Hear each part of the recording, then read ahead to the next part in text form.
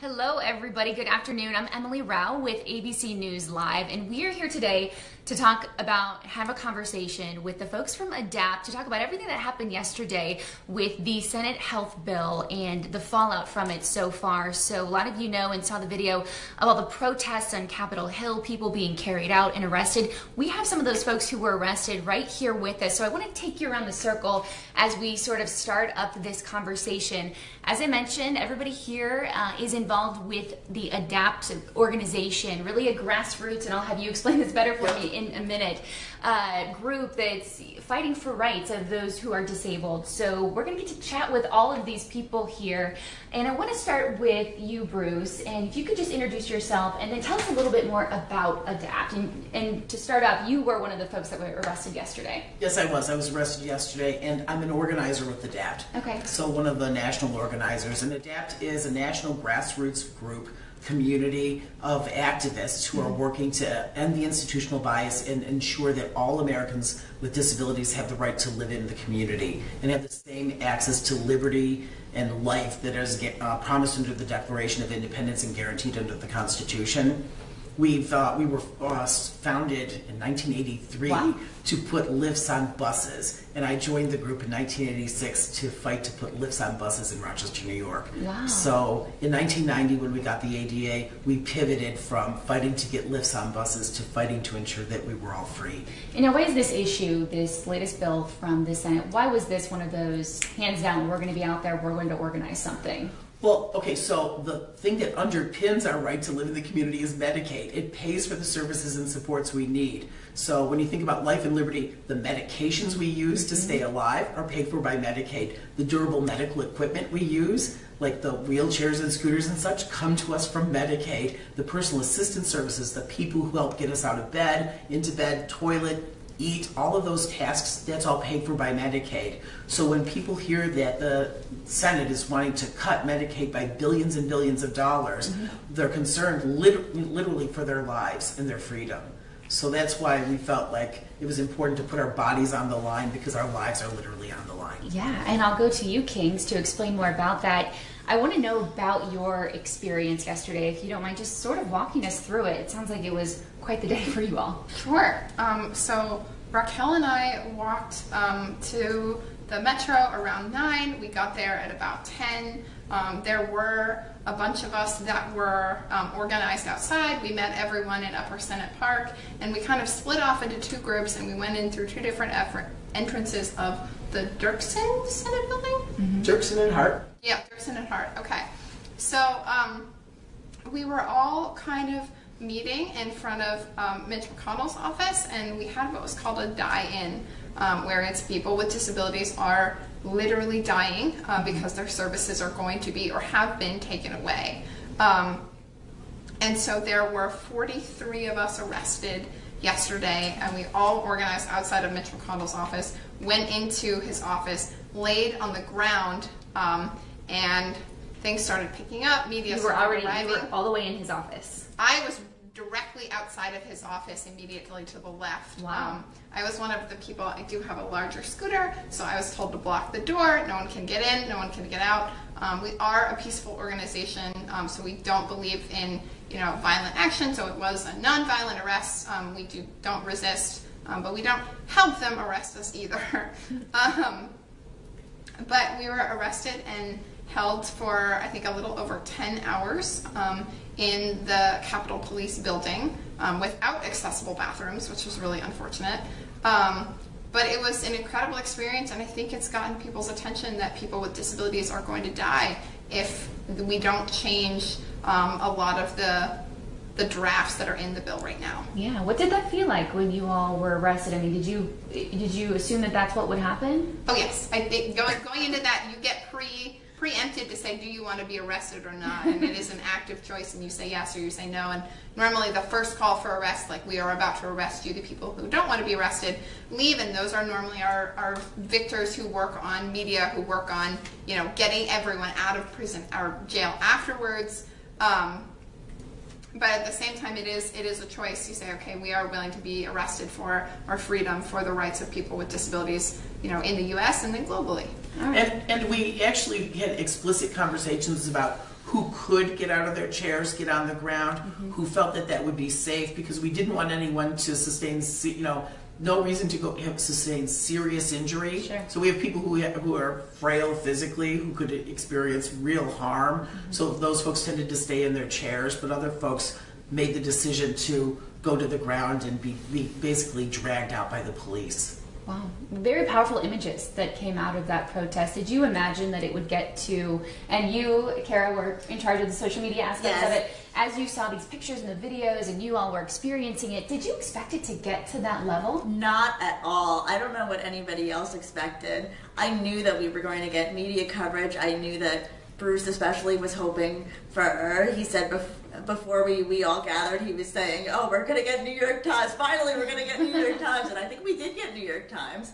But I was running the social media all day for the DC Metro chapter of ADAPT, which is the chapter that I'm involved in. And it just came pouring in, all the media coverage, all the tweets, all the Facebook posts. I took a picture of activist Dawn Russell, one of our adapters who was arrested, and I took a picture of her on the lift going into the police bus with her fist raised in power, and I just quickly snapped the photo, wasn't even thinking, and slapped it up on the DC Metro Twitter. And as of about 20 minutes ago, it had over 6,000 retweets, over, I think it was 3,000 likes, something incredible like that. So I knew we were going to get media coverage, but to this extent, I had no idea.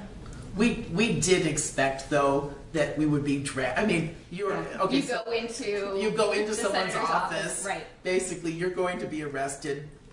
You get out of your chair and you're laying on the floor, or you're just laying on the floor. You're going to be dragged out. So we knew that that was going to happen, personally. So that's why we had conversations with folks, and we made intentional decisions about that. And it was organized. Yeah, and it was, in a sense. It was very organized. Actually, very organized.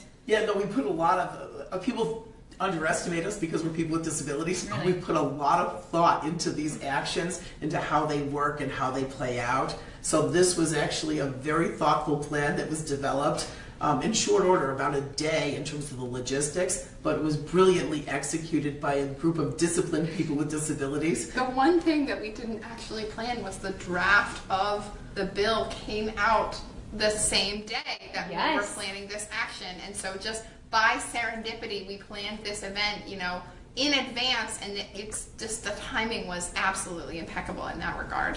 So let's get into that a little bit more. Tell me about your experience, what you've read in the bill, and what specifically concerns you the most. I'm definitely going to defer to Bruce for more of the We'll talk about the impact of Medicaid cuts. Okay, so I personally don't have Medicaid, but I use personal care assistance services. So people help me get out of bed in the morning. They help me get dressed, toileting, getting food, all of these things that I need to work and live independently. I have a job, I have an apartment, I pay for both of those, but it's something that I need to depend on. If these cuts are put in place, there is already a shortage of personal care assistance, not only in DC, but just nationwide in the United States. And so all of these people who are receiving these services will lose their coverage. The people who are giving the coverage will lose their jobs. And people with disabilities will be moved into nursing homes, which is not only more expensive, but it completely limits our freedom. It traps us because we don't have the social lives, we don't have the employment lives, we don't have our personal lives that we have access to anymore because we're institutionalized. Very interesting. And Raquel, you are an intern for the summer, right? Yeah. Okay, and you said something that really stuck with me before, just as we were walking in. I said, wow, it must have been a crazy couple of days, and you said these have been the best days of your life. Tell me about that. That's a very powerful thing to say, and why do you feel so strongly about it? So I've only been with Nicole since about June 5th, which is only about less than a month or so.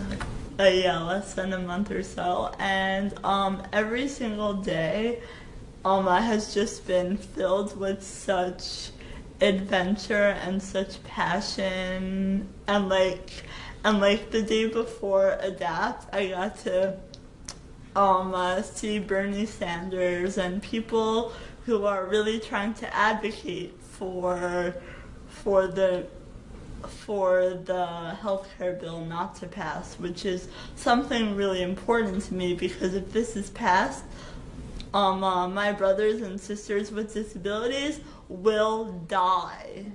It's not a question. It's not just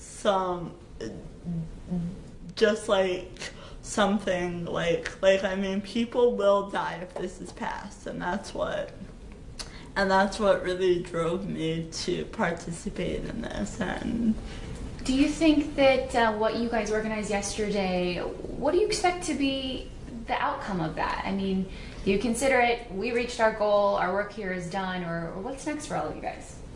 I think it's greater awareness, and I think we're getting that to some extent with all the media coverage, but what I'm seeing, you know, as I'm running DC Metro Adapt social media and as I'm looking on my personal social media, I'm seeing a lot of outrage that, you know, oh, how could the police do this to people with disabilities? It's very much positioning people with disabilities in a place of vulnerability, you know, implying that, you know, we're weak and that it's somehow more unjust for police to be violent against people with disabilities than it is for people without disabilities. And I think a lot of people are missing the larger point, which is the whole reason we did this action was because we're protesting against this healthcare bill, because this is our lives on the line. Our lives are very literally on the line. Our lives, our freedom, our livelihoods,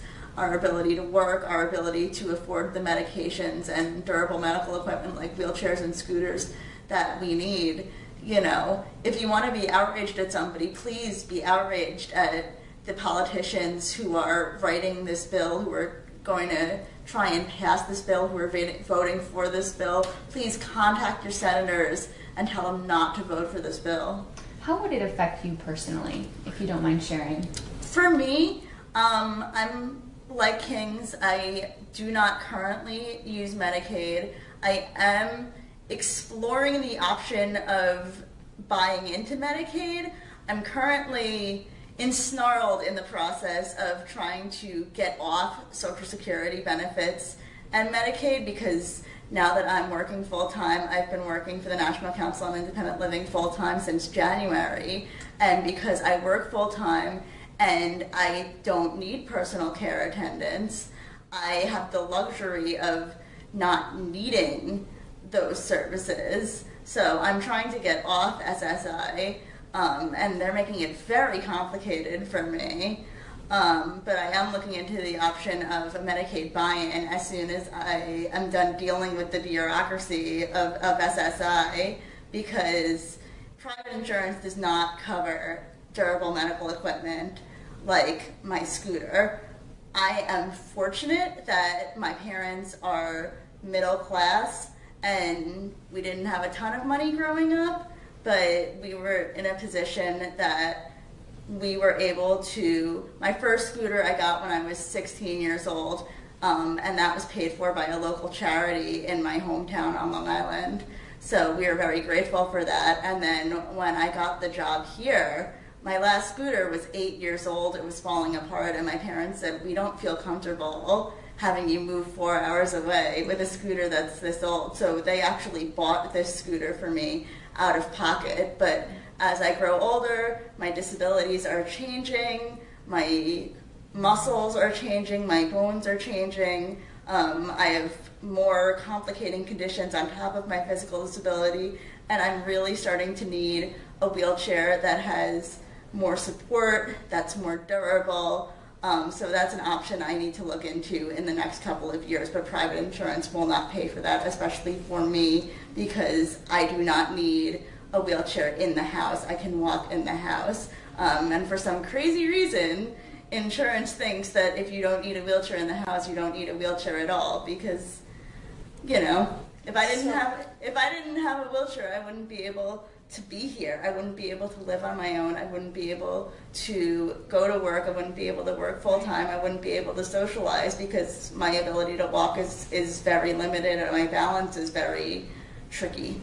And I think it's helpful to highlight, so some people may not understand exactly how people will die because of this. Yes, so when to that point, a lot of people are saying, well, this is dramatization, people are just blowing this out of proportion, this needs to go back to a states issue. There are many people on the other side who say this is not the case. So okay, so and we can tell you that it is the case because Medicaid has been cut at the state level for a good number of years now. So when you reduce attendance services, so at a point where a person is going to go into an institution, the last thing they want is to go into an institution.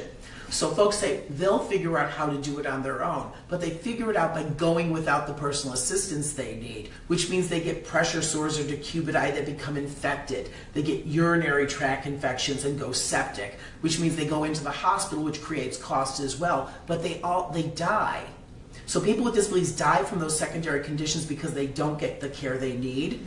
And then they may go into the hospital. Some of them may be forced into institutions. But one of the dirty little secrets that we don't talk about is people don't get the same care that they would get in the community, and they're more likely to die more quickly in those institutions. So it's not just our lives that we're fighting for in terms of our opportunity to get education, have a career, have a family, have a life, pursue happiness. It's our literal lives because people will die. And we see this now. We see people who struggle to get into the Medicaid system who can't navigate that what we just talked about here. They have trouble getting into the Medicaid system. They go without assistance, and then they end up dying during that process. So that's why this is so visceral for us, because there's very clear paths that take us to death.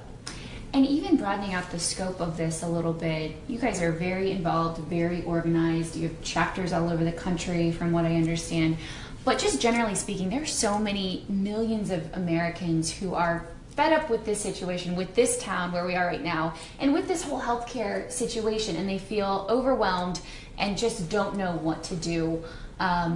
It's obviously very personal for all of you folks, but what do you say to those Americans who just say, I might as well not even get involved because I can't make a difference, I can't have any effect? Well, we were arrested on the anniversary of Justin Dart's death. Justin Dart was, I would say, the spiritual leader of our movement. Yes. And he inspired us to get involved in politics as if our lives depended on it, because they do. So for us to be arrested on that day, fighting to get into politics, is, I think, a message that everyone can learn from, not just the disability community. Because whether you have a disability now, personally, you will have a family member who will be impacted on this. So many people use Medicaid services. I think it's like 49% of all births are funded by Medicaid. So many people with disabilities and elderly people use Medicaid services. We talk about home and community-based services, but nursing facilities are paid for by Medicaid as well. Not the choice we would want to make, but those are all things that are paid for. When those dollars are restricted, you're going to be pitting all of these groups of people against each other. So we will have, poor people trying to fight to make sure that they can get the care for their children, with disabled people who are trying to live in freedom, with elderly people who are concerned about nursing facility and institutional care. So all of us are going to be pitted against each other. And it's a really twisted version of the Hunger Games, basically to give a tax break to the super wealthy in this country. I think the people who framed the Constitution would be appalled at what's happening in this conversation right now. And at the same time, when people aren't getting services, it drives up the need to push yourself to a point where you are in an emergency room. And these could easily be solved. Pressure sores can be cured. UTIs, you can get antibiotics for these types of things that, if you're taken proper care of, there's no need to go to a hospital or an emergency room. But you push people to these limits and they end up in the emergency room, which not only drives up costs, but more people are dying because they're waiting till the last minute to get health and care because they are afraid and rightfully so, that they don't have the services that they need. So tell me about your next week. The politicians have said they want to move fast on this, that things could happen very quickly. So what's next? What's the plan for you all? Are we going to see more protests and demonstrations? Well, we were, yeah, absolutely. Raquel says yes, and I will be there. Yeah. I think we all will. So chapters are talking. So folks have gone back home from, or are in the process of going back home, and we're looking to do local actions in our senators' offices back home. So we're talking to folks in various states, Pennsylvania, Colorado, who are engaged with their senators to try to move this process forward. And basically, we want to hold them accountable to vote no on a bill that is going to steal the lives and liberty of disabled Americans. Do you all have hope at this point when it's so divided and so partisan? I think you have to have hope. I mean, I'm as cynical as they come, but I think if we don't have hope, all is lost.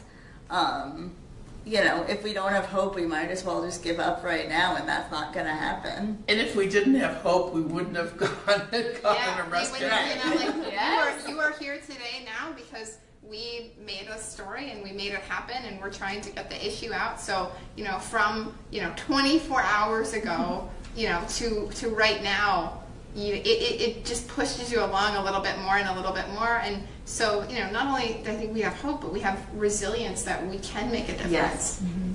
Do you think it needed to get to that level? Now, did I correctly see that you tweeted that the blood came from you that was outside? Oh, wow, yeah, very cool. Yes. Yes, actually, not the blood part, but the fact that you saw the tweet. Yes. No, that was my blood. What happened? Can you share? When they went to, basically, I was on the floor. When they went to pull me out, apparently my head, we had a lot of things coming out of that. So they lifted me up and basically it was banged around. Okay. So I believe my head hit a foot pedal or a control box. I don't know what it hit, but I ended up, they cut my head and I was bleeding. So that was my blood. I literally bled on the floors of Congress to stop this. Wow, and you're okay? I'm okay, yes. Okay. So, Are you unhappy with the level that it got to with police? We knew that, okay, so going into this, we knew that this was a possibility, but we put our bodies on the line because our lives are on the line, and we're going to defend, our siblings in the movement and in the community. We have no option but to do that, because frankly, that's what Americans do. When life and liberty is threatened, they fight back. It's just, we're needing to fight back against the people in government. That's how we work. That's how our society works. And at the same time, we are some of the more active members who are fighting for our more disabled citizens who are in nursing homes, who can't make it to these actions because they don't have the PCA support, because they don't have the financial support, because they are trapped in their homes and in institutions. So, after the protest, it was so cool because it actually, felt like a family. I was one of those people who decided not to be arrested and just kind of, make sure that everyone was okay. And it really did, seem like a family. One of the chants that I hope that my brothers and sisters heard while they were in jail was free my family, because and yesterday it really did seem like we were all a family, and I felt like I knew these people for my entire life. Wow, very powerful. I think that's a good place to wrap this up. Thank you all for being here. Thank you. Thank you. Yeah, we really appreciate it. And, people will be tuning in to see and hear more from all of you and from the ADAPT organization. So thank you. And we will sign off for ABC News Live. Thanks, guys.